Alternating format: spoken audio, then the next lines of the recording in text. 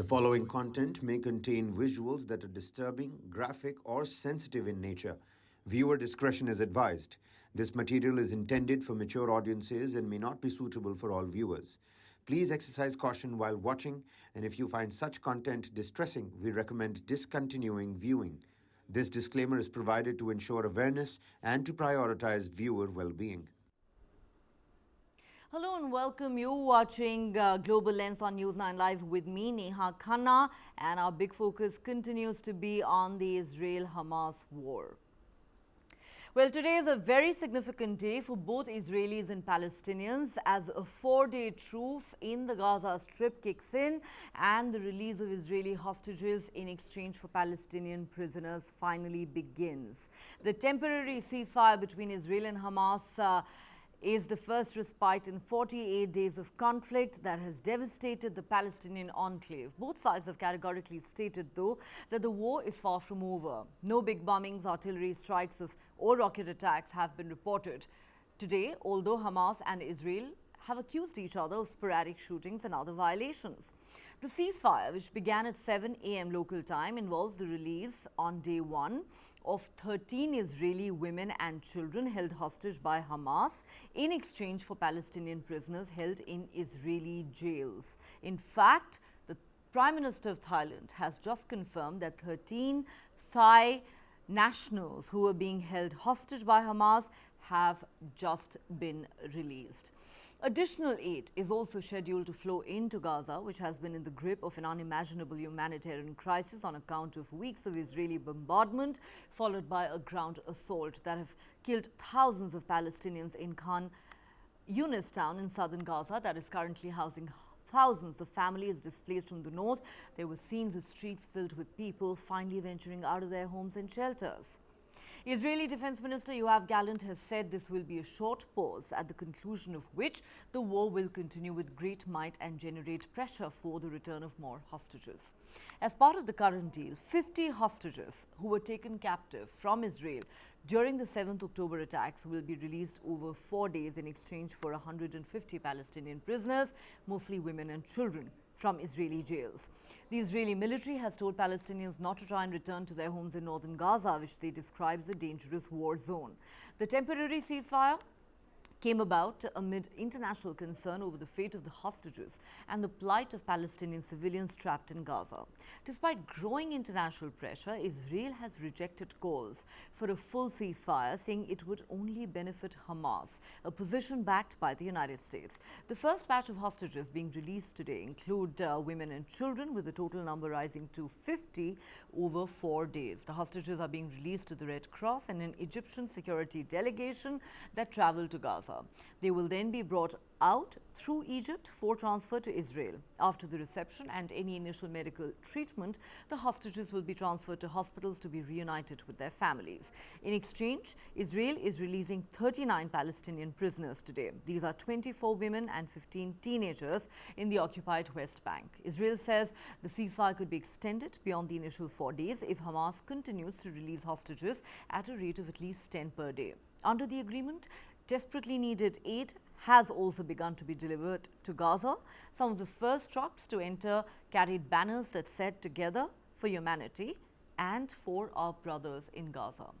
Egypt has said 130,000 litres of diesel and 4 trucks of gas will be delivered daily to Gaza, and 200 trucks of aid would enter Gaza every day. In the midst of this, some Palestinians who had been abroad when the war broke out have used the truce as the opportunity to return to the Gaza Strip.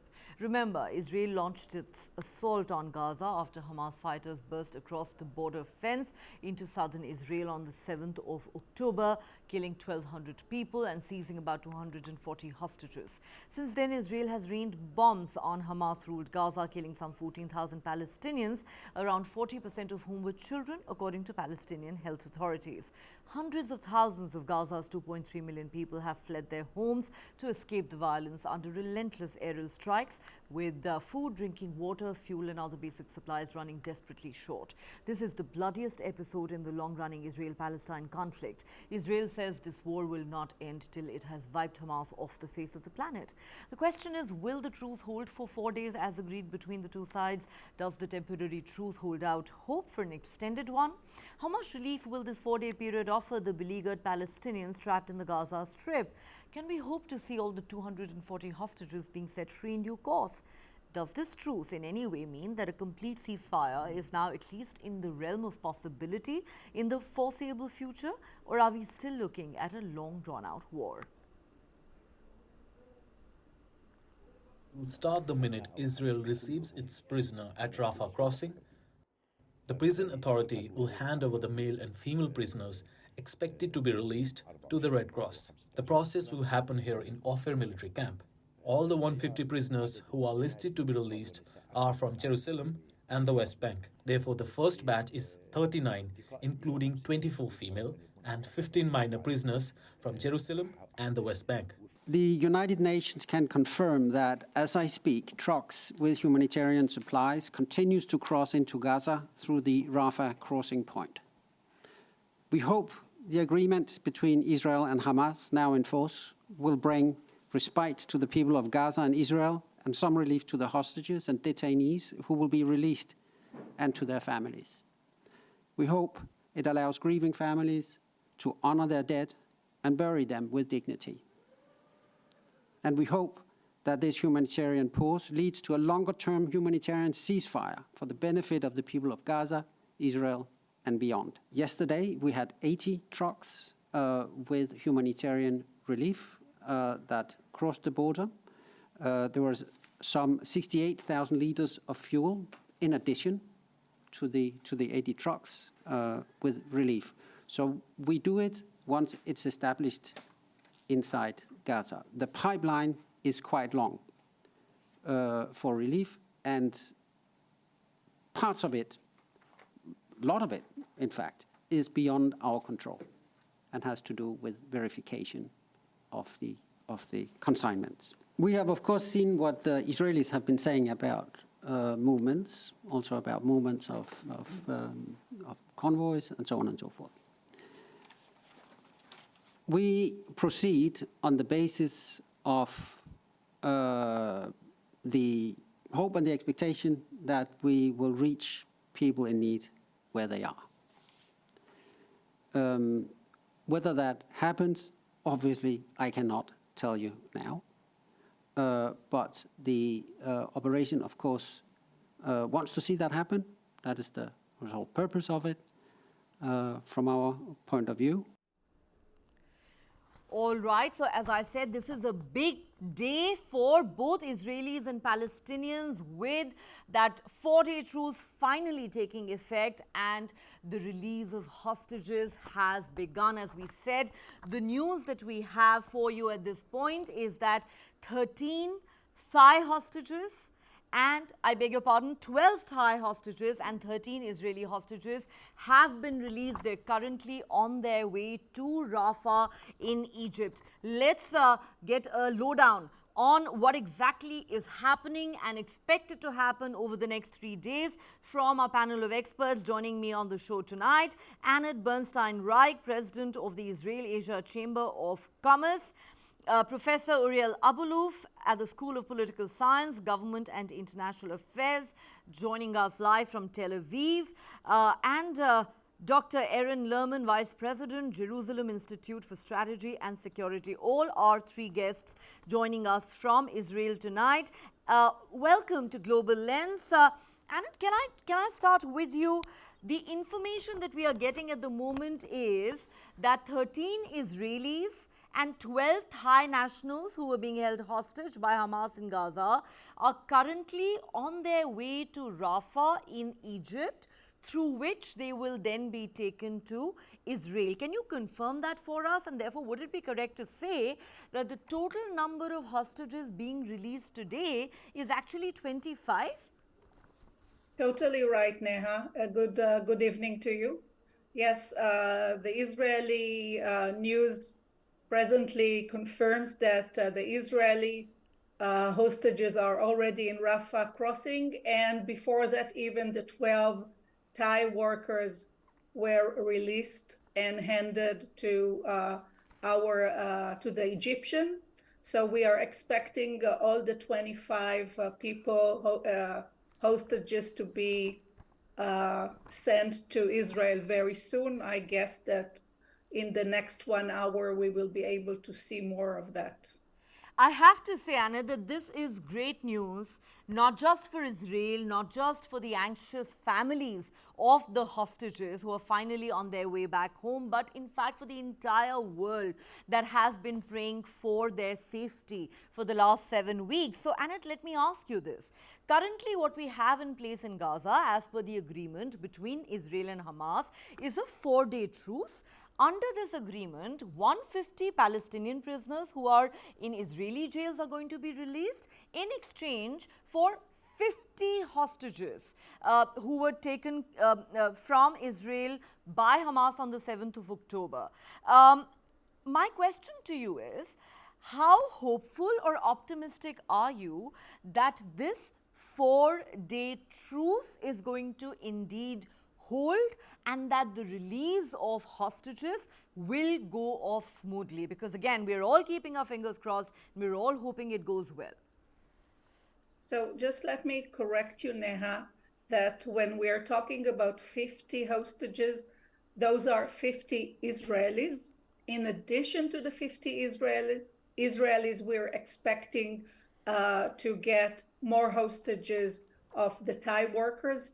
As I said, 12 today, and additional workers are in Gaza, and we hope that they will be released as well. As to your question about whether this ceasefire will be maintained, if it's up to Israel, definitely it will be maintained, because we really want to see all the children back in Israel. Those 50 will be, as you rightly said, young children with their mothers. The intention is to have families released together, not including the fathers. And this is a very sad part of this deal. But it's more than that. It's not just those 4 days. The agreement says that it will be extended if the Hamas are able to release more in a ratio of 10, as you actually said it earlier, 10 per day. The ceasefire will continue. We would continue this ceasefire until, and I told it to you last time, until all the hostages are released. And we are praying, and you should see the streets of Israel. No one is out. All of us are watching the television, crossing fingers to see the kids. And you know what? It's now 49 days. We know each hostage by name. And when I see the redhead, Akfir and Ariel Bibas, I will be so happy, because we were waiting for them for so long. And I hope that by the end of our program today, we will be able to get confirmation who was released, and praying that all are safe and back to their families. Amen to that. That's what we're all hoping and praying for. And you've shared some important information with us, Annette. You're saying that when we are talking about the deal that's been struck, it's for the release of 50 Israeli hostages plus some foreign nationals. 12 Thai nationals have already been released, and we've also been told by the Americans that at least 3 American hostages will be released as well during this period. And of course, you're right in pointing out that Israel has made it clear, for every 10 additional hostages that Hamas agrees to release, there will be 1 extra day of ceasefire. So Dr. Aaron Lerman, let me come to you now. Again, fingers crossed, things have gone well on day 1. We have 3 more days to go as far as the full implementation of this particular agreement is concerned.